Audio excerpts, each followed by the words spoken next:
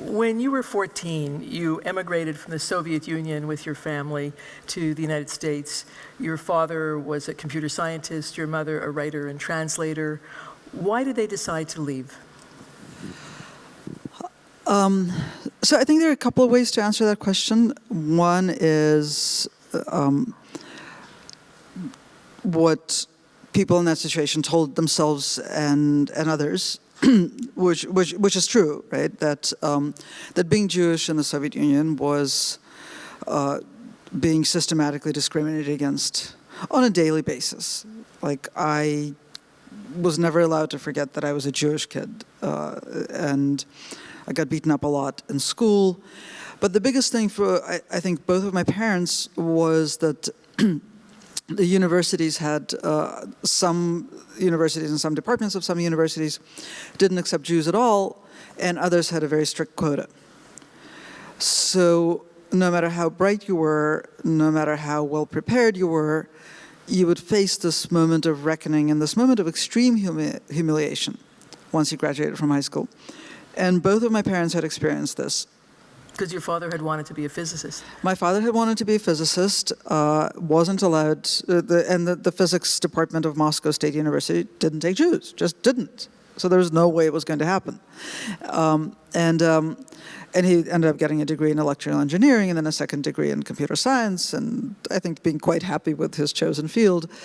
But that sense of helplessness and humiliation was something that I think stayed with him for the rest of his life.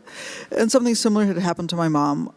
She had walked into her oral exams to see that the person administering the exam had the word Jewish with an exclamation point next to her name underlined. And she just walked out. And went to a different college. And so my parents were really scared that their kids were going to have to go through this. And this was a motivating factor for a lot of the Jewish emigres who left the Soviet Union in the 1970s.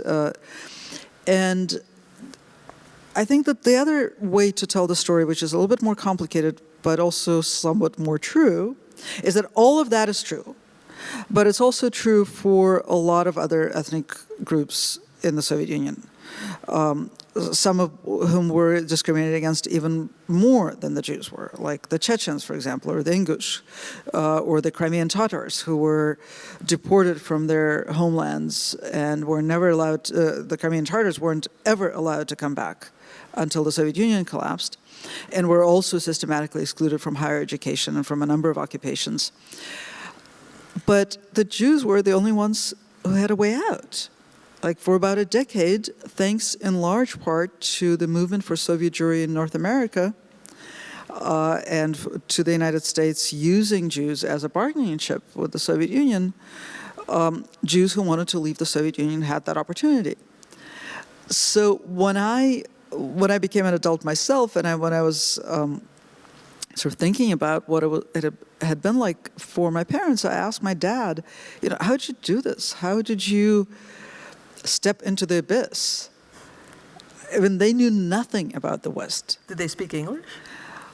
They spoke a version of English that you could learn in Soviet schools. Their English wasn't good. They grew up behind the Iron Curtain. We had a friend who made this joke all the time. He would say, well, what if the West doesn't exist? Like, do you have any material evidence of the existence of the West? And we had no material evidence of the existence of the West. Right? And so I was like, well, how could you have done this? How could you have taken two little kids and stepped into the abyss, not knowing what was going to happen to you? And my father just kind of looked at me blankly and said, we looked at it as a great adventure. Like, nobody else got to do this. Only this very small group of people who happened to be Jewish, they were allowed to leave and try a different life in a different world. We first met in Moscow in 1998, not long after you published your book, Dead Again, The Russian Intelligentsia After Communism. And you described yourself as sixth-generation intelligentsia. What does that mean? I didn't expect to be answering a question from 21 years ago, but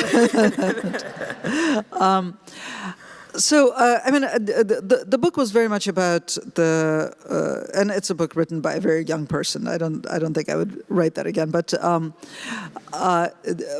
book is about this very special Russian concept of intelligentsia, right?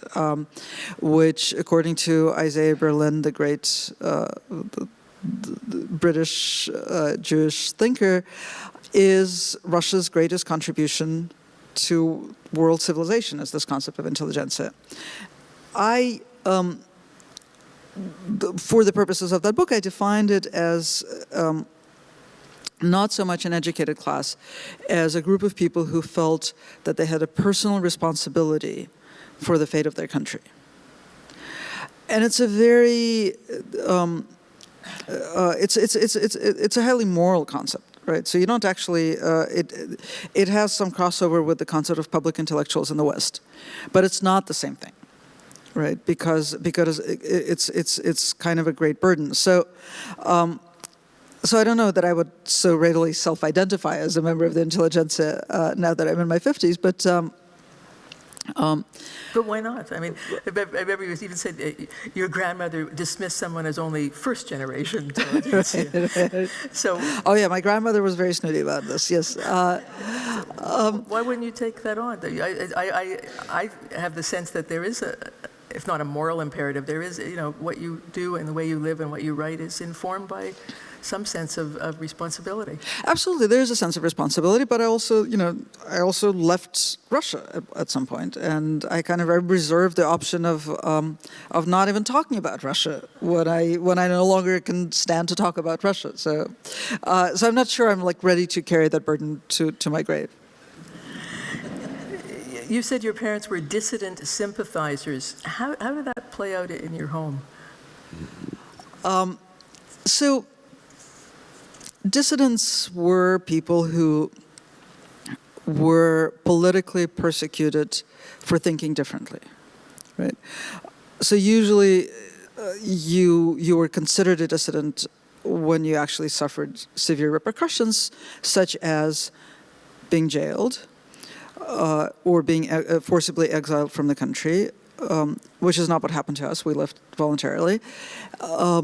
Or a lesser version would be being fired from your job and basically left without means to existence, often being internally exiled, so not being allowed to live in the city. So for a small group of people, a small but measurable group of people, the repercussions for dissident activism were huge, right? It was a life-defining activity. But there was a wider circle of people who followed everything that the dissidents did and read everything that the dissidents published underground and circulated books and periodicals that were published abroad, but took enough care to try not to get caught and never directly confronted the regime. So I'd say that my parents belonged to that wider circle of people. It was not risk-free by any stretch of the imagination, but it was not a terrifying kind of existence, and there was no certainty that you would go to jail, as I would say there was with actual dissidents. But the way it played out in our home, probably the most memorable event was when I was 4 years old, and we had just moved into this new apartment in a huge apartment block, and the neighbor rang the bell. And I opened the door and I said, "I'm sorry, my parents can't come to the door. They're busy. They're typing Solzhenitsyn." And which I can only surmise that my parents kept waving me away because they were taking turns at the typewriter. We had one typewriter. Typewriters were pretty scarce. So and usually anything that you could copy by typing was also fairly scarce. So they were probably trying to speed type a copy of some piece by Solzhenitsyn, or maybe even a book, I don't know. And were taking turns at the typewriter as they got tired to try to do it as fast as possible before they had to turn the original back into whoever was supposed to have it next. And so I was probably getting kicked out of their room because they were typing Solzhenitsyn. And so, it was like, they're busy. They're typing Solzhenitsyn. We can't bother them right now. And then all hell broke loose. My parents started running around, slamming doors, saying that they don't know what I said, or that's probably my first actual memory of the power of the written word. But as a child in the Soviet Union, how did you make sense of the disconnect between what you learned at school and what you heard at home? I actually don't know how to answer that question, because I've been trying to think about it, and so maybe I can try to reason through it now in public. I've actually been trying to think about it because I want to write about the movie Jojo Rabbit, which I don't know how many people have seen it. And I kind of put off seeing it because I didn't expect to like it that much. And I thought it was absolutely brilliant. It got the Audience Award at TIFF, at the Toronto International Film Festival this past fall. Right. And I think it's just opened the last couple of weeks. But for those who haven't seen it, it's a movie about a 10-year-old boy who's a Hitler Youth and whose imaginary friend is Hitler, and whose mom, as we gather fairly early on in the movie, is somehow connected to resistance. And I thought the movie does something extraordinary in portraying that kind of disconnect, and that and sort of the possibility that people can love each other and be in a family, and the child can be so drawn to the aesthetic and the power and the pull of the larger than everything thing that totalitarianism produces.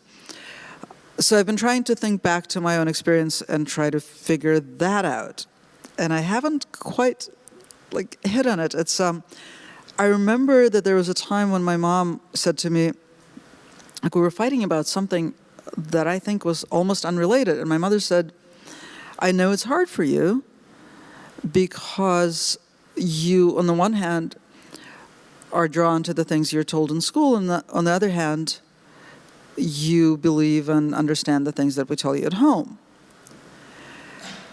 And I remember thinking, my mother is so strange. I feel no conflict. I love being a young pioneer. I love wearing the red kerchief. And I love reading this dissident poetry and helping my parents, type at that point, type samizdat books. And what's the big deal? I think that was actually peak doublethink for me at the age of 10. Where you can hold two. You can hold two entirely contradictory opinions, not in the good way, right? Not live in the tension, but just not feel the tension.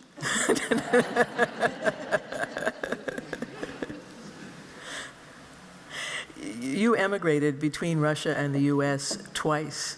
And the first time was, you emigrated from the Soviet Union to the U.S., and then in 1991, you went back as an American journalist and ended up staying in Moscow.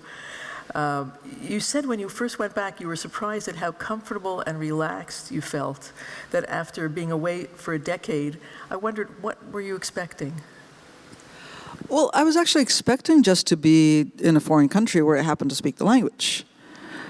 At that point, it had only been 10 years, but it's a big deal, the 10 years that passed from the age of 14 to 24. I was very much an American journalist. I'd done a couple of foreign assignments. And so I just thought, okay, I'm going to have a leg up because I speak the language and other people don't. But I wasn't following Soviet politics very closely. I didn't have strong social connections. I had some family back in Moscow. So I just expected to kind of parachute in on assignment and come out. And I was blindsided by feeling at home. What was it? I was surprised to read that also. Given that you kind of assimilated as an American. You spent many formative years in the U.S. You were going back as a journalist to cover what was, so as you've said, the most exciting place in the world as the Soviet regime was collapsing. But what was it about Russia that made you feel at home? I don't know. I mean, I think that there are physical features of childhood that you just never quite leave behind. I think it has to do with the way the light falls and the way the air smells, and just physically inhabiting a space, right? I mean, I love living in New York. I lived in New York as a young person. I live back in New York now. I feel like when I step onto the sidewalk in New York, it just fills me with energy. But it's a different feeling, right? I mean, it's a variety of an at-home feeling, right? But it's a different feeling from just like a mold was there waiting for me to fit back into it. A Masha-sized space was waiting. Exactly, a Masha-sized space was waiting, and that's a very bizarre feeling because it's not like I was particularly welcome, and it's not like it was the easiest place for me to be socially. Somebody who was a little bit suspect for having lived in the States, someone who was a lot suspect for being queer, and a lot suspect for being Jewish, right? I mean, that's so maybe it's just a kind of masochism. And there's a great line in my brother's book. My brother is the writer Keith Gessen, and he wrote a novel called The Impossible Country, The Terrible Country. It's a novel that's loosely based on his experience of going back to Moscow in 2008 to stay with our grandmother while I was on a fellowship in the States. So I asked him to come and hang out for a year. And so he went and hung out for a year, and there's a fictional character in the book, his older brother, the narrator's older brother, who is very unlikable. But I try not to take it personally. But anyway, so but there's a very, I mean, it's a lovely novel. It's I like it in part because you can tell that the narrator really loves this unlikable guy. Like he adores his older brother, who's a total asshole. So anyway, so he at one point the narrator describes his older brother, and he says, you know, he's tiny, he's Jewish, he's unlike anybody there, and he says no one liked him here, and that put him at ease. And I thought this might be a little bit sort of family biographical. Well, along with the Masha-sized space, there were your grandmothers waiting for you even at the airport when you went. Esther was your father's mother, and Ruzia, is that what you'd say? Mm-hmm. Your maternal grandmother. Can you talk about the role they played in your growing up? Well, grandmothers are very important in Russian culture and in Jewish culture. And in Soviet culture, because everybody works and childcare is spotty, and so grandmothers are expected to be very much a part of the child rearing. But my grandmothers, I had very different relationships with my maternal and my paternal grandmothers. But here's the strange thing: they were best friends, and they had been best friends for many years before my parents got married. My parents met as children because their mothers were best friends. So I was very confused about the whole family thing. Like the idea that families came together from different places and that other people's families had two sides of the family. That didn't occur to me until I was much, it was like an adult probably. I just thought family was like a glob of that moved together because all my aunts were friends and they all went to school together. So that was, my grandmothers were always there and always together and sort of existing in this very close relationship and in a kind of best friend opposition to each other. And it was this opposition that I started discovering when I went back and started talking to them And this was the weird sort of luxury of getting to re-meet them after 10 years. Because I think that things that would have been just completely familiar to me and it wouldn't have occurred to me to ask them about had become estranged enough that I could recognize them for the stories that they were. And I started interviewing my grandmothers almost as soon as I went back to the Soviet Union. And then about 10 years later, I wrote a book called Esther and Ruse. Yeah, how my grandmothers survived Hitler's war and Stalin's peace. Right. And when you say interviewed, like really interviewed? Oh yeah, I really interviewed them. Yeah, I would show up with a dictaphone, and I would interview them. And the experience of interviewing them was very different in both cases. So one of my grandmothers, Esther, was this amazing storyteller.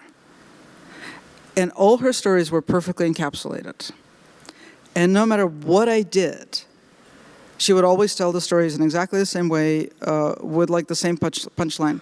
And they were great stories, but they were really hard to get through. Like, for example, I would point out contradictions to her, and she would just not see them because the story had taken shape years before, and this was the only way that it was going to exist. And interviewing my grandmother Ruse was, in a way, much more interesting because she's one of those very unusual people who kind of go back and relive the thing that you're asking them about. And I've only had that experience of interviewing somebody a few times in my life, when somebody really experiences the thing. It re-inhabits it. Like re-inhabits it. And so when I interviewed her about the same events on different occasions, and because I did these interviews over a number of years, I did this quite purposefully. I would interview them about the same thing several times. She would actually tell really different stories. And that was amazing. It was, in a way, it was much harder to write, but it was an amazing interviewing experience. But one of the things that got me really interested was that there was a kind of family mythology that Ruse, my maternal grandmother, was kind of a collaborator. Not in a terrible way, but in a way that, in a normal Soviet way. She was not a dissident, and she did what was necessary to survive. And what was necessary to survive was being a part of the totalitarian machine. She worked as a censor for foreign correspondents accredited in Moscow from 1946 until 1957. So then I came back as a foreign correspondent and interviewed her about being a censor for foreign correspondents. But I have to just, in her defense, because I find her such an interestingly complex person. Yeah. She was trained as a history teacher, and she didn't feel she could do that because... Well, that's just the thing, is that, and my other grandmother was considered the rebel who never compromised. And then as I got into these stories, they turned out to be so much more complicated. Because the grandmother who was the censor, by the time she got her degree in history, she decided that she could not work as a history teacher because she couldn't lie to children. And so her moral choice was to take a job as a censor. And the way she explained it was that censorship was kind of a mechanical job. Anybody in her position would have done the same thing. And also she worked behind the curtain, like using just her pencil. I mean, literally, like foreign correspondents would come into this place and hand their dispatches, and then someone would take it behind the curtain where my grandmother sat, and then she would cross stuff out, and then it would be brought back out to the correspondent who could then file it. And so, but if she'd been a history teacher, she would have used her whole being to lie to children. And all her sort of ability to be beautiful and charming and funny and physically appealing would have been a part of the machine. And she didn't want to do that. So she chose to be a censor. And then it got even more complicated than that, because then she hated the job but loved the job. because it was so interesting, and she learned languages, and she had access to information that other people couldn't access.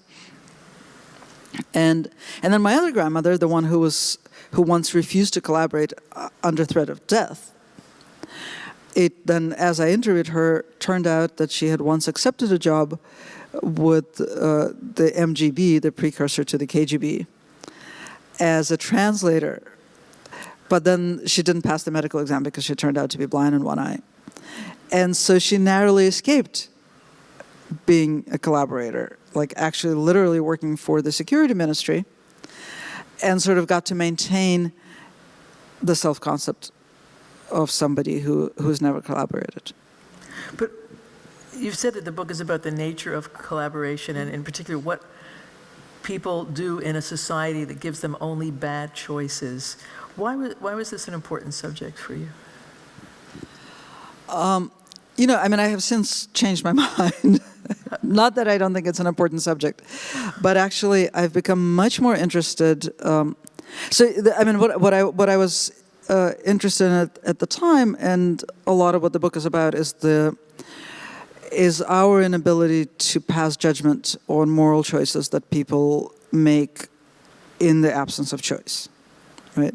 When basically in a totalitarian society, and totalitarianism is something that I've now been writing about for like more than 20 years, in a totalitarian society, you're not given you can't opt out, right? You can either be a perpetrator or a victim, or usually both. But the whole point of a totalitarian society is that you have to be a cog in the machine. You can't be a bystander. And so I thought, well, how can we, from a post-totalitarian or outside a totalitarian space, judge the choices that people made? So that's what I was interested in. Now I'm much more interested in how people create choices in a situation in which it seems that there's no choice. So I'm actually, a lot of the research that I'm doing now is focused on what spaces people found or find now, in autocratic societies and totalitarian societies, in societies where democratic mechanisms have broken down, where they seem to have no opportunity to engage in politics, what spaces people to create for themselves that are choiceful. Is this what you're referring to as Parallelpolis? Yes, that's what I refer to as Parallelpolis. Can you explain for me what that is? So, a book that I'm working on now and that I've been working on for a few years is its theoretical foundation is in this concept of the Parallelpolis. Polis, P-O-L-I-S, the city-state, right? And the concept goes back to 1977 in Czechoslovakia when there was this amazing dissident movement called Charter 77, led by Václav Havel. And there was a mathematician philosopher in this movement named Václav Benda, another Václav. And for a book that they did for the first anniversary of Charter 77, he wrote an essay called The Parallelpolis, which was hugely influential in Czechoslovakia and in some other Eastern European countries, including Poland. And the essay basically said, where you can't take part in politics in a totalitarian society, what we can do is we can create a parallel society. And it's very important that he used the word polis, which makes it clear that it's not just, you don't get to split off and tend your garden with your family or your best friends by separating yourself from society. You actually have to create some kind of polis in which there's work and conversation across difference, right? So there has to be variety. And in this polis, you can create it according to a different set of rules in at least one area. So economically different, politically different, religiously different, or socially different. And you build it. And then when totalitarianism collapses under its own weight, you have a working model of the future, or at least some aspect of the future. And there's actually a recent book out, it's an academic book called The Origins of Anti-Authoritarianism, that very much makes the argument that in Poland this model worked, that the thing that brought down the Polish communist regime, or at least the thing that came into power after the Polish communist regime collapsed, was the product of the Parallelpolis movement in Poland. And I think it's a very strong argument. So anyway, that's sort of the theoretical foundation. Now I've been going around the world and looking at projects like that, imaginative political projects, where people get together and say, let's do this differently. At least this one thing we're going to do in an entirely different way than everyone around us is doing it. For instance, a co-living village in Israel that's been a 50-year experiment in shared living between an equal number of Israelis and Palestinians. Right. How has that worked? So, I mean, it's a village called Neve Shalom Mahat Salam, and it's 150 Jewish Israeli families, 150 Palestinian citizens of Israel families. They live, they intentionally and sort of very laborfully live together. So they get together. They have these discussions about the land and about Palestinian-Israeli relations. They have raised a generation of kids who are now adults, which is one of the most interesting aspects of this village. I spent a little bit of time there. I plan to go back and spend a little bit more time. And in some ways, it was an incredibly inspiring experience because, you know, you talk to people who have every, I mean, they have all the goodwill in the world toward the other who's living side by side with them. They've really done a lot of work to make this co-living possible, and they have hope that this is the future of the land. The depressing part is that I don't think they have any hope that this is the future of the land in their lifetimes. It's like witnessing change in biblical time. And in that sense, it's depressing as hell. But on the scale of this, and I think this is sort of the saving grace of all of these experiments, is that, well, at least for their lives and their families, they have created a different world. Pretty much all the young people that I met who grew up in that village, all the best friend pairs are Jewish Palestinian pairs, right? And then they go on to, you know, rent an apartment in Tel Aviv together. And everyone around them is very confused about which one of them is the Arab, which one of them is the Jew, and how come they're living together, and how does any of this work? But it also creates some really, really difficult conversations, like people. Another project that I'm writing about in the book is actually a farm in the occupied West Bank, and the people there are extremely skeptical of Neve Shalom V'Ahad Salam, in part because the Jewish kids grow up and go serve in the Israeli armed forces. And so I interviewed a lot of these young people about the conversations that they have as they're about to finish high school, right, with their best friends. And they're extraordinary conversations, and the conversations that they have with their parents as well. Like, for example, one Palestinian young person saying to his mom, look, you know, you raised me to trust the people that we're sharing this village with. And that means I also have to trust my best friend who's about to join the Israeli armed forces, that when he tells me that he's not going to do anything violent toward Palestinians, even though I know what the Israeli armed forces are, like, I have to trust him. I have to, until proven otherwise. Or another story of a young Jewish person who decided not to serve. And his Palestinian best friend talking to his mom and saying, you know, he's decided not to serve, so I'm really worried about him. And his mom's saying, well, yeah, he's going to be ostracized. You know, it's very difficult in Israeli society for a Jewish young person who decided to resist the military to find a job, to get higher education, to basically succeed. And he said, Mom, like, none of that matters. How is he going to get a girlfriend? and, So I understand with Parallelpolis, you're looking for positive underlying optimism. I think I'm looking for more than positive underlying optimism, although I have to say it's so much more fun to report than what I normally write about. But I'm also, no, I actually think that the way, the only way to deal politically with our dark times is to exercise the imagination.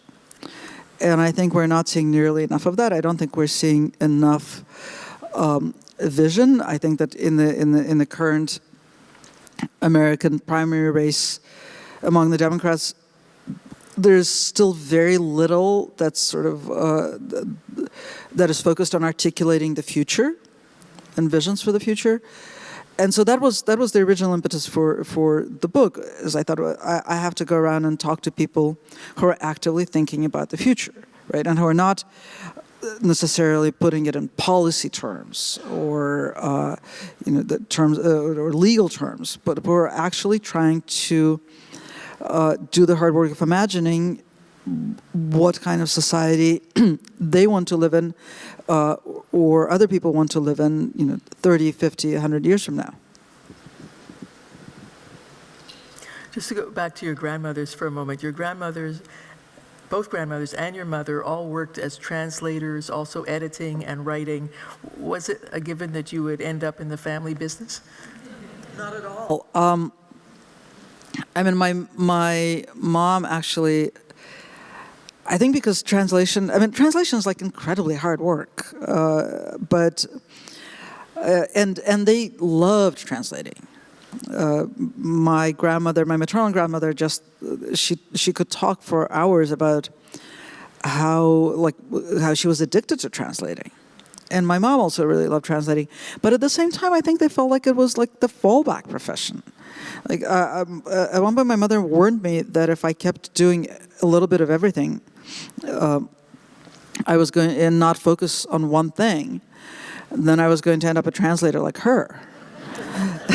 And little did she know that that's what actually what journalists do. Because you worked on the acclaimed television series, The Americans, translating the dialogue for the Russian characters from the English script. It was a story about, if people haven't seen it, it's a story about a Soviet couple, spies who are planted in the United States in the 1980s. They have children and an apparently American life. And you said, my life prepared me to do one job, and this was it. Why was it such a great fit for you? Well, so this is pretty funny. I mean, this is my ultimate claim to fame, right? It's that I was the translator on The Americans, but I was still living in Moscow when The Americans first came out, and the reason I learned about it was that I was asked to do a TV club, I think it's called. Slate has this, or at least they used to have these dialogues about TV shows that are really, really fun. And so the culture editor at Slate at the time sent me a link to download some episodes and said, okay, watch them, and then we're going to dialogue about this. And I watched them, and I thought they were absolutely brilliant. Like, I'd never seen such insight into the psychology of growing up in a totalitarian society, but also like of serving the Soviet state, and then the interaction of Soviet people and Americans. And it's also, I mean, it's just a very beautifully written television show that is mostly about things that are not spoken, right? Which is so unusual. Usually it's all, on American television, everything is articulated over and over again. And this was just, it was slow and subtle and gorgeous. It blew me away. And so I started watching it, and after the first couple of seasons, there was a very large contingent of Russian speakers who were watching it in English. Oh, and the Russian scenes are in Russian. So we were all complaining to one another, often on social media, about how terrible the Russian in the series was. So then I got an email from Anne Applebaum, the Pulitzer Prize-winning author of The Gulag, who clearly was also part of this club of the malaffected watchers of the Americans, saying, the Americans are looking for a new translator. Do you have any recommendations? And by this point, I was living in New York, and I started looking around and actually asking people if they might know somebody, and I thought, that's what I really want to do. And I went to talk to the showrunners, and they thought I was a little bit crazy, but they said, okay, well, if you really want to do this, let's do it. And I did it for the last 3 seasons of the show. And the reason I said that my life prepared me for it was that the story is that these people were they were sent to the United States to be sleeper agents in the late 1960s as young people. And they're speaking, they don't really speak Russian, the main characters, but they become active in the 80s. I mean, they according to the story, they do speak Russian, but in the series, they don't speak Russian. But there are a bunch of Russian characters around them who are all 1980s Soviet citizens who speak Russian.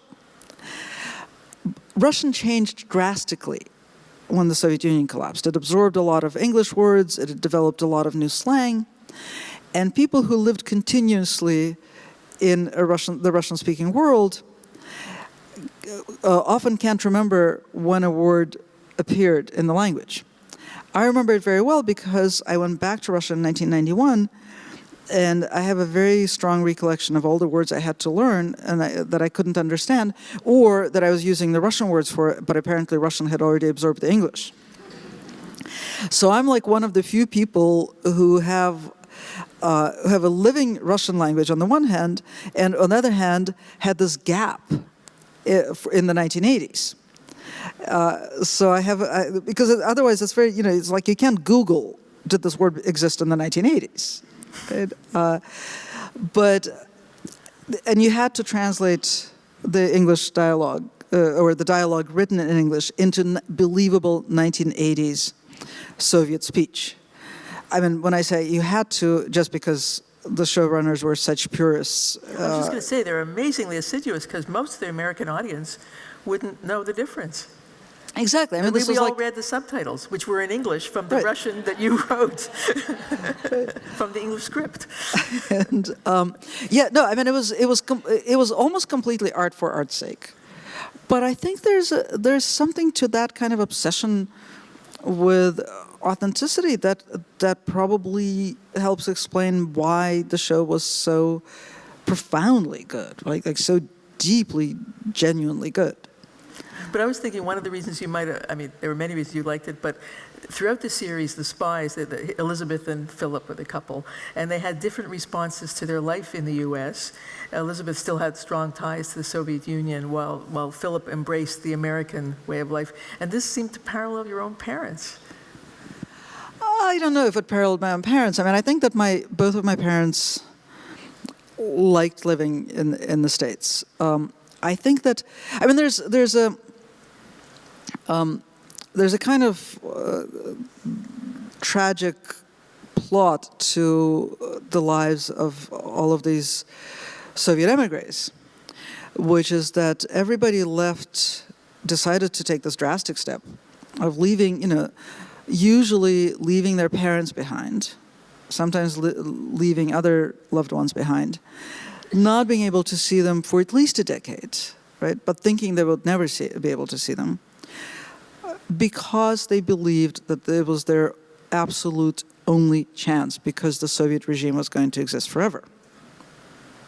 And then 10 years after we came to the US, it collapsed. And I think for my mom, who was a literary critic and translator, was a source of deep regret, because they could have waited out the 5 years until perestroika began. And then she would have had the most interesting work in the universe if she had stayed, right? I think for my dad, it was very different. He really sort of found himself in the kind of cliched entrepreneurial spirit of the United States. He loves it here. He loved it here. He fit in. So in that sense, I mean, but it's not that my mom was nostalgic like Elizabeth for the Soviet state. Right. Right. She was nostalgic for her friends and her intellectual and literary milieu. And my dad really liked the cars and kind of like Philip. You published an unauthorized biography of Putin in 2012 called The Man Without a Face, The Unlikely Rise of Vladimir Putin. The biography came out and it was a big success. It came out in 20 languages. It was a bestseller. 6 months later, you met him. What happened? So, yeah, I should say, I mean, it's not very often that you write a book about somebody and then they call you.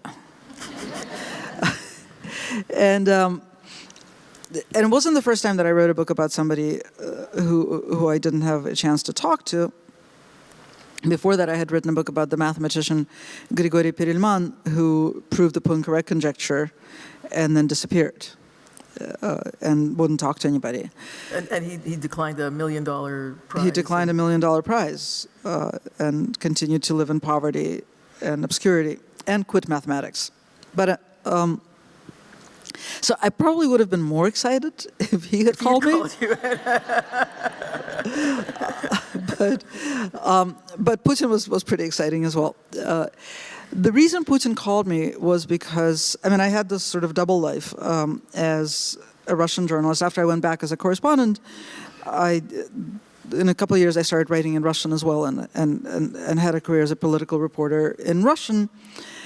And then when political journalism became untenable, I followed my other passion, which is science writing, and I was editor of a popular science journal, the oldest continuously published magazine in Russia, the highest circulation quality magazine in Russia, very, like a big deal kind of magazine.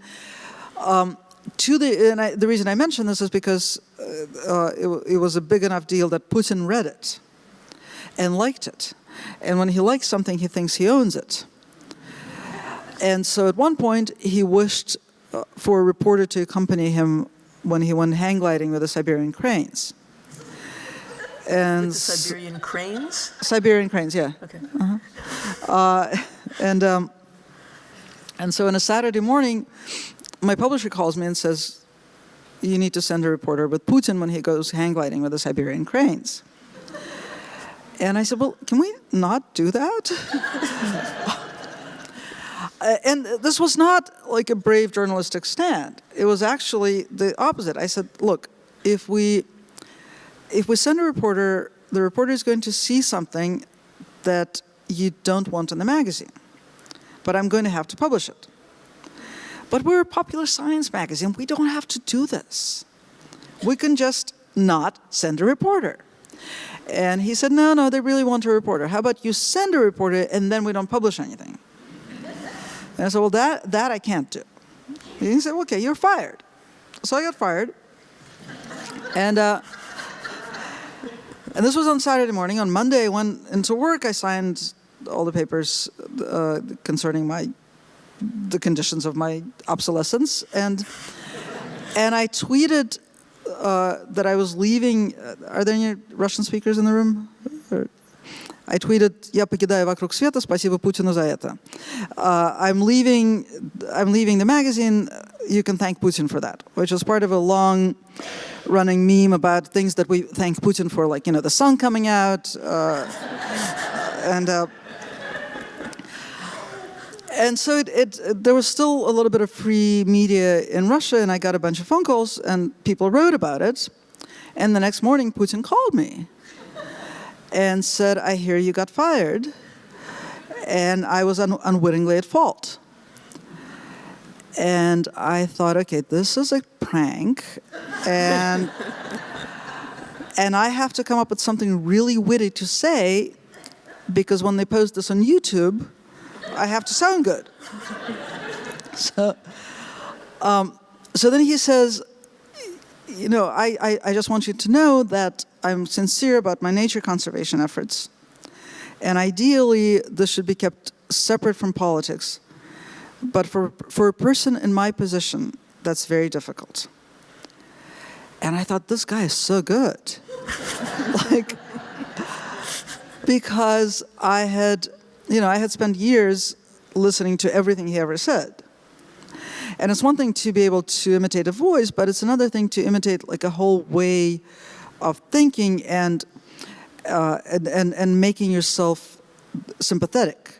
Right? So he was managing to denigrate the office of president while also trying to lie about something. It's very clear. I mean, I thought this person is brilliant. This person must have spent more time in Putin's head than I have. And then he said, can we meet? And I said, sure, but how do I know that you are who you say you are? And then he actually cracked up. And he said, well, after we hang up, you're going to get a phone call from the deputy head of my administration, and he's going to schedule a meeting, and you're going to come to the Kremlin, and I'm going to be there, and then you'll know. And I said, okay, and which I thought, okay, this is like all going to sound horrible on YouTube.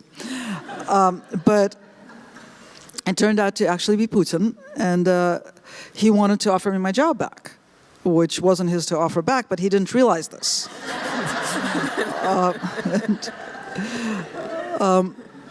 And in a way, it was his to offer back, because of course, if he said that I was editor again, I would be editor again.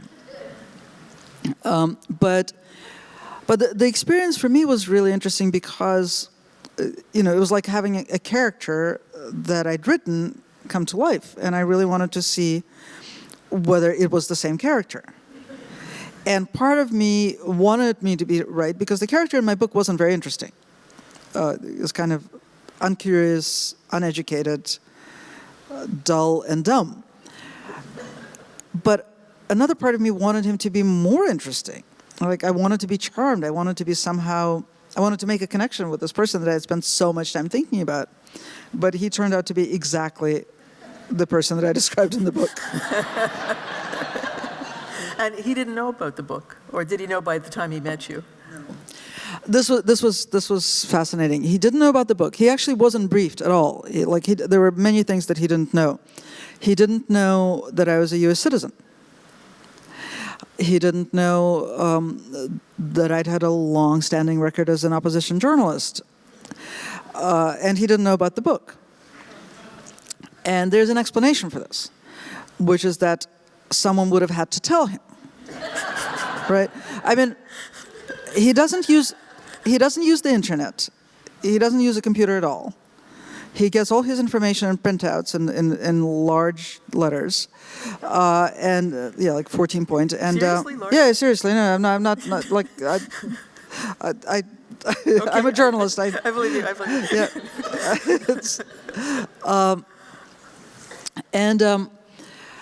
And so he didn't know that any of this stuff before, because why would somebody tell him that there was this book published about him in 20 languages that was highly critical, because that would be a very unpleasant experience telling him about this. And otherwise, he's not going to find out. But then after he called me, then nobody wanted to tell him, because it would be an even less pleasant experience to tell him that he'd scheduled a meeting with this person who had written this book, and also who was an opposition journalist, and also who was an American citizen.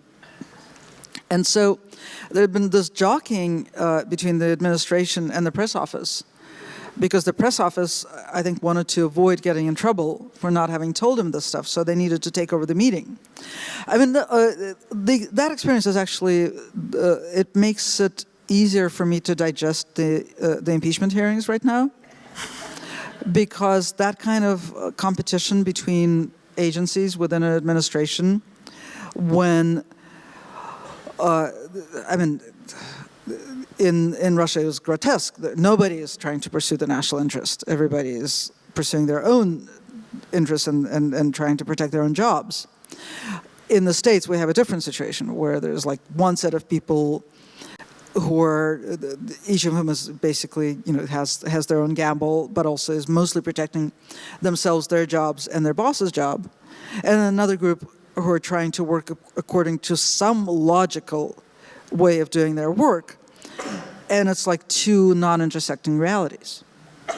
I want to come back to that shortly, but just stay with Putin for a moment.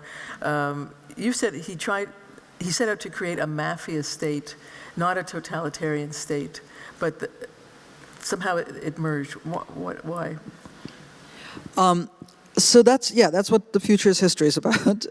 So that's it's kind of a long argument, but so the mafia state is a term that was pioneered by my favorite contemporary political thinker, it's a Hungarian sociologist named Bálint Magyar, who has an extraordinary life story. He was a dissident sociologist in the 80s, then he was a member of the liberal Hungarian government in the 90s, then he became part of the opposition when the Orban government came to power in the aughts, and he went back to sociology. And he's basically spent the last, now more than a decade, trying to figure out how to think about these autocracies. Mostly in Eastern Europe, although I think at this point, a lot of his work, it's not directly applicable to what's going on in Western democracies, but some of it is transferable, and certainly the language that he has introduced is incredibly useful. Right?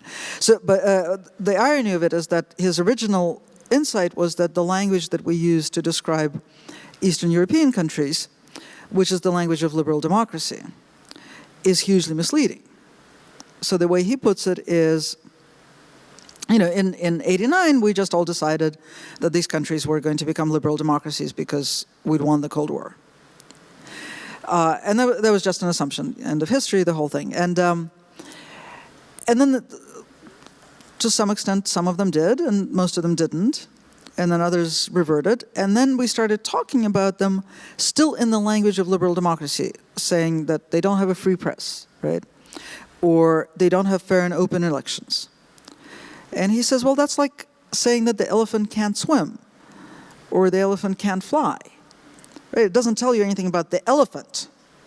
It just tells you about a few things that it isn't. Which may not even be key to its essence. Right? So he described the Hungarian regime, and it also describes the Russian regime, and he believes this as well, right? That as a mafia state, and it's distinct from any state that we've seen before, in that it is run by a clan with a patron in the middle, at the center, who distributes money and power. So it's not crony capitalism, right? Because there's no transaction there. It's not like you give me a little bit and I give you a little bit, and it's a system of favors. No, it's distributive.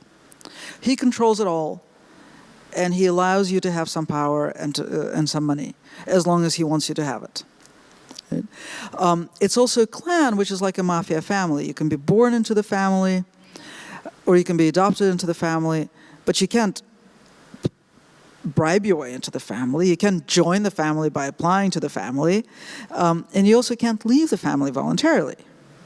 And we've learned a lot about what happens to people who try to leave the family when the family doesn't want to be left. Right? They end up being found dead in a Washington hotel, for example. So the mafia state is post-ideological. Right? It uses ideology instrumentally. Like, for example, occasionally we see Putin give an ideological speech. Like, for example, after the annexation of Crimea, he gave this speech that sounded very much like Hitler's speech after the annexation of Sudetenland. But most of the time, he's just talking about like pragmatics and boring stuff. He's not ideologically driven. He's driven entirely by the desire to maintain and enlarge money and power. And it's not and this I think is an important concept as well, it's the interest that they're following is not some perverted idea of a national interest. It is entirely self-interested, right? And this, I think, distinguishes it from totalitarian regimes, which had a bizarre idea of the national interest, but it was an idea of the national interest. And here, it's obvious why I think some of this is extremely useful for thinking about Trump, because, I don't think that Trump thinks that there's like a national interest that he's perverting. Trump is entirely driven by the possibility of using the president's office in his own interests. And he basically believes that power exists for the purpose of distributing money and power, and for no other purpose. So what I think happened in Russia is that Putin set out to build a mafia state. And for a while, it was really quite easy to create this mafia state, basically up until about 2012, right? So for the first 13 years in power, he had a very easy time of it. Because there was a trade-off. 8 years out of that time, between 2000 and 2008, were years of unprecedented prosperity in Russia. So everybody, even with the accumulation of money at the top, enough of it was trickling down that everybody was living better. And so there was a trade-off. You leave the regime alone, the regime leaves you alone, and you get to live much better. Which is the authoritarian model, right? Where basically authoritarians, unlike totalitarians, want people to stay at home, tend to their private lives, and not pay attention to how they're running the country. Totalitarians want the opposite. Totalitarians want the people out in the public square demonstrating their support. And then in 2011, 2012, protests broke out. That bargain was not working anymore. And then Putin started cracking down. And he was cracking down in the interests of the mafia state. But the society that he was cracking down on has such a strong memory of totalitarianism. Everybody in it was still shaped by Soviet totalitarianism, that the society responded by reconstituting itself as a totalitarian society, which is very easy to manipulate.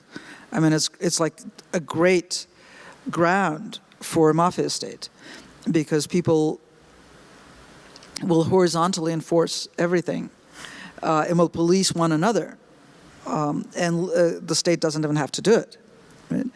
So that's why I think that Russia now, and that's why the book is called, the subtitle of the book is How Totalitarianism Reclaimed Russia. I don't think that Russia has a totalitarian regime, but I think the lived experience of being in Russia now is the lived experience of living in a totalitarian society.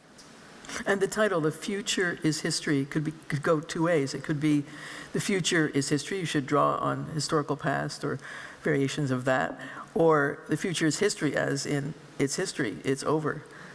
Yeah, it's a futurist society, yes. I mean it both ways, yeah. You mean it both ways, yeah.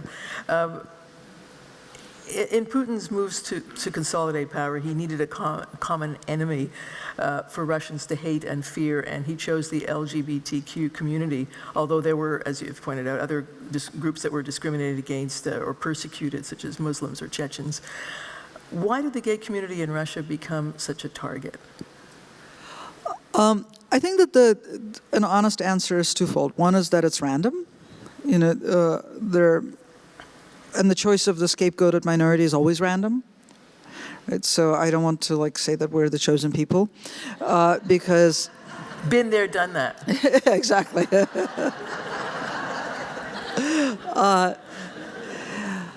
On the other hand, and this is true not just of Putin, right? A lot of autocrats and aspiring autocrats are finding that LGBT people make for a particularly convenient target. In Russia, it's especially so because it's a stand-in for many things at once, right? It's a way of saying, if you want to go back to a past in which you felt more comfortable, before 1991, we just have to get rid of the gays. And the message there is that, look, there were no gay people in the Soviet Union. It's not a joke. There were no gay people in the Soviet Union. there were people who had sex with people of the same sex, and there were people who built all kinds of relationships, but there weren't people who claimed an identity and who claimed to belong to a group and who made rights claims based on belonging to a group. Right? That was a distinct political phenomenon that occurred after the Soviet Union collapsed. And it was imported from the West. Again, not because gay people were imported from the West, but because these ideas were very clearly imported from the West. They were borrowed from cultures that had already formulated these ideas, right? And so this is a way of saying, if you want to get rid of everything that makes you uncomfortable and has made you uncomfortable the last quarter century, and if you want to push back against the West, which wants to change our culture, wants to force their values down our throats, it's all about the gays. Right? Another thing that makes the gays particularly convenient is that no Russian has ever met an LGBT person. Surveys bear this out, is that Russians say that they don't know one. Like, maybe they've seen me on TV, or maybe they've seen this gay male performer, Boris Moiseev, but otherwise they've never actually met one in person. It is always more effective to scapegoat a minority that is not associated with people you know personally or members of your own family, which, of course, in North America we've known for a very long time that coming out is key to social change. Which brings me over here, where I think we're witnessing a sort of milder version of the same thing, where Trump has reversed so many of the gains of the LGBT movement so fast, in part because it is the most recent and most rapid social change. And so it very quickly communicates to his base that, look, I'm taking you back to when America was great. All the stuff that made you uncomfortable, you no longer have to face. And look, I'm doing something because I'm reversing things that are signal achievements just of the last decade. But as a result of that, you moved back to the United States with your family in 2013. You said you would have stayed in Moscow but for the safety of your children. How did it feel to emigrate to the U.S. a second time? I mean, did you have the sense of defeat or of Putin winning? Yeah. I mean, when my book about Putin came out in 2012, and I went on this very long international book tour, and people would ask me, how can you still live in Russia? And I would say, well, it's my home. He should go, and I'm staying. And it was a great line. It was an applause line, and no, I'm not. Now it's a laugh line. See, it's but at the time, it gave me the sense of resolve. But he had the power. I mean, he had the monopoly on force. And when the state threatened quite transparently to go after my kids, we just packed up and left. You identify now as non-binary in terms of gender, and this seems to have been a gradual process, initially driven by medical issues. But what does it mean to you now? I mean, how much is being non-binary informed by your politics? That's an interesting question. So, how is it informed by my politics? Or As politics as an LGBTQ activist, right. I don't mean you're... Right.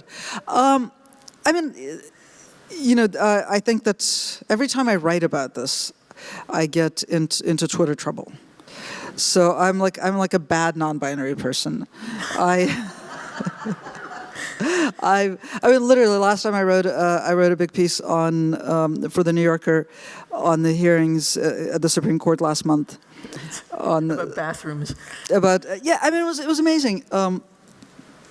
So the Supreme Court has heard arguments in absolutely the most consequential discrimination, sexual orientation and gender identity discrimination case in its history, right? And all the justices on both sides wanted to talk about was bathrooms. And the lawyers were saying, no, it's not about the bathrooms, it's about employment discrimination. And the justices were literally saying, yes, but if we grant you this, they're going to want to go to the bathroom. And But how did you get in trouble? I mean, how did I get in trouble? Why are you a bad non-binary person? I wrote. Basically, I wrote this piece about how it's a 3-hour hearing, right? And the justices keep talking about bathrooms. And finally, I walk out of the hearing and I realize I can't go to the bathroom. I can't go to the bathroom in this building. Which is stupid, because of course I could go to the bathroom in that building, but I felt like I couldn't. And I drank 2 cups of coffee before the hearing. And so I walked out onto the steps, and there were Laverne Cox and Chase Strangio, who's a transgender. Laverne Cox is the transgender actress, and Chase is a transgender lawyer who's litigated several amazing cases. He's a young, brilliant lawyer, and they were both talking about going to the bathroom. And Laverne said that she had gone to the women's room, and Chase said that he had gone to the men's room, and that he'd even gone there with the Solicitor General. And I thought, I could have gone to the bathroom. And so that was the last paragraph. And for that, I got accused of being transphobic. And somehow that paragraph was interpreted as my being somehow lording my sort of non-binary identity over Chase's or Laverne's, or being resentful of their having gone to the bathroom, which I was a little bit resentful that they had gone to the bathroom, but not in a political sense, more sort of in a physical sense. But anyway, I mean, the reason I get in trouble is that I have written about the fact that I experience it very much as a choice, right? As a really exciting option that I'm exercising, because a lot of the work, and most of this work was not done by me this time, right? This political work done by transgender activists has made it possible to identify as a non-binary person, right? Which is probably the most comfortable I've felt in my 52 years. But it's not something that I knew I was going to do, say, a decade ago.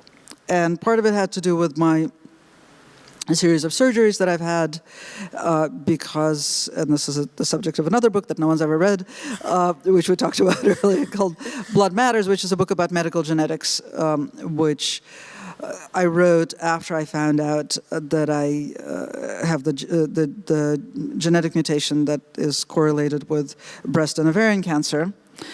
And it is recommended that women in this situation have all their women organs removed. So first I had a preventive mastectomy, and then your mother and her aunt had... My mother and her aunt, I mean, women in my family had died very early from these cancers. Yeah. And the mutation is known. And so I sort of thought, well, what would be a way of making lemonade out of these lemons? And I thought, I could try being a dude or something. And I've written about that in some detail, and I think that some people perceive it, for a lot of people, it is a lifelong struggle, and it is a sense of a deep inner need, and I can understand why my sometimes talking about it glibly or even talking about it as an option is offensive. So you settled back in New York in 2013. In the run-up to the 2016 election, you worked on Hillary Clinton's campaign.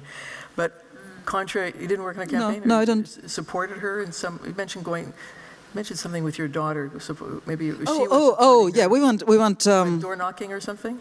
Went door knocking, yeah. But so did thousands of other people. I wouldn't call it... Yeah, you're right. So, but the point I want to get to is that you predicted Trump's win. What was that based on? So I actually, I'm on the record as predicting it in a tweet in July 2016. Or was it June? It was whenever Hillary picked Tim Kaine, right, as her running mate. And I thought that was a very clear indication that she didn't understand what she was dealing with. Right? There was a kind of standard electoral politics calculus going into this pick. She's a woman, he is a man. He's from a southern state. I think that, they calculated what kind of demographic he appeals to. that would complement the demographics that she appeals to. It was very clear to me that what she was dealing with was not a standard campaign, and that to run against Trump, she had to figure out a way to run against his strengths. His strengths are not in appealing to one demographic or another. His strength was in promising a return to an imaginary past. She is not a particular, and this is where we come back to my obsession with sort of visions for the future. She's not a particularly visionary and inspiring politician. She might have been someday, but she's not now. She comes across as a policy wonk, as somebody who's very experienced, very rational, very grounded in the present. And I thought it was a huge mistake to ground her campaign in the present, because Trump was appealing to people who are extremely anxious and unhappy in the present, and they want to go somewhere, preferably to an imaginary past, because the future makes them so anxious. And so she needed someone, if she couldn't do it herself, who would say, the future is glorious. Which is something that Obama did, not very in any kind of detailed way, but at least there was an indication that he was looking in that direction. With her, there was no indication of that.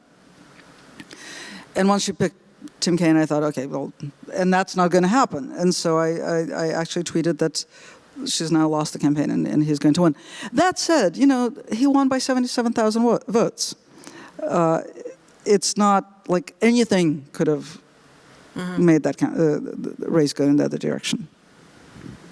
And it's because the configuration of the Electoral College, which, the total vote was, he got fewer votes overall, no? Oh, yeah. She beat him by nearly 3 million, yeah. The day after the November 2016 election, you wrote in an article in the New York Review of Books, Autocracy, Rules for Survival. And you said Donald Trump was the first candidate in memory who ran not for president, but for autocrat and won. Can you elaborate on that? You said that the first rule is believe the autocrat. Right. It sounds, I think some of that article sounds almost quaint now. But actually, it's the story of that piece is kind of funny. So I was biking home from this disastrous election party. I think a lot of Americans have a memory from November 2016 of going to an election party and trying to disappear when it became clear which way things were going, and just kind of leaving without saying goodbye to the hosts and trying to pretend it never happened. So I was biking home, and I started getting phone calls and messages from friends asking, well, what do we do? What do we do now? What happens? And I thought, well, this is, why are you asking me? I'm living in exile.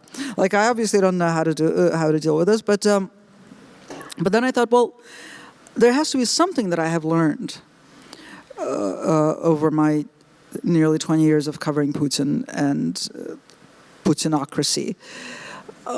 And I wrote this piece called Autocracy, Rules for Survival, and I was supposed to file for the opinion pages of the New York Times that morning on Hillary's victory. This is kind of amazing. They were so confident of this that they lined up all these people to write about the reactions to her victory all over the world. So I was supposed to write about the Russian reaction. And they didn't really have anything of substance ready to go in case Trump won. And so I emailed the editor saying, how about I file this instead? And he said, no, let's wait for the final results. I'm like, come on. The results are final, but if you want, I'll make it provisional. He said, no, let's not. So I sent it to the New York Review of Books, and they published it, and it's by far the most popular piece they've ever published. It crashed the site several times. It was pretty amazing. But then I should say that then Tim Snyder read it and wrote a wonderful piece that was kind of a sequel to it, called which ended up being his his book on 20 lessons from the 20th century. Then he tried to send it to the Times, and the Times didn't take it. Then he tried to send it to the New York Review of Books, and the New York Review of Books said, no, we already published Masha's piece, that's enough. And so he publishes a book, and it spent like 20 weeks on the New York Times bestseller. So all editors acted wisely in this particular story. But coming back to autocracy, yeah, I mean, what I was pointing out about how Trump had run for autocrat had to do with the way he talked about power. Right? He would say, people would focus on what he said about Putin when he said, oh, he controls his country, you got to give it to him, right? He's got control of the population. What was more interesting to me was the way he talked about power in that sentence. Right? I think that his admiration for Putin is actually quite genuine. It doesn't necessarily mean that Putin has something on him, because he talks that way about every autocrat that he encounters. He has his idea of power is control and unitary power and power that's exercised performatively and constantly. And that's why I said he was running for autocrat. We're going to go to questions in a moment, but I want to do sort of a quick lightning round. What keeps you up at night? Money worries. What keeps you going? And I say this in the context that this line that I just internalized, because you say Trumpian news has a way of being shocking without being surprising. The difficulty with absorbing the news lies in part in the words we use, which have a way of rendering the outrageous ordinary. What keeps you going? I think I have a great gig. I have to write 2 columns a week for The New Yorker, so I can't ever get frustrated or angry about something for long, because I just let off steam and keep going. I mean, it's a glib answer, but actually I feel so incredibly privileged to be able to write and to feel like my words have some sort of impact and to have an audience and to not any longer be living in a country where nobody likes me. We're going to go to questions. There's a microphone. No time for questions? Except We're out of time? I'm so sorry. Oh, okay. I'm so sorry that we're out of time, because we don't want Masha to not be available when the car arrives to take her to the airport. And we do want you to have a chance to purchase one of her books and join us in a reception. So that she won't have money problems. Yeah. and maybe get that book signed. But this was just so thrilling. Will you join me in thanking Masha?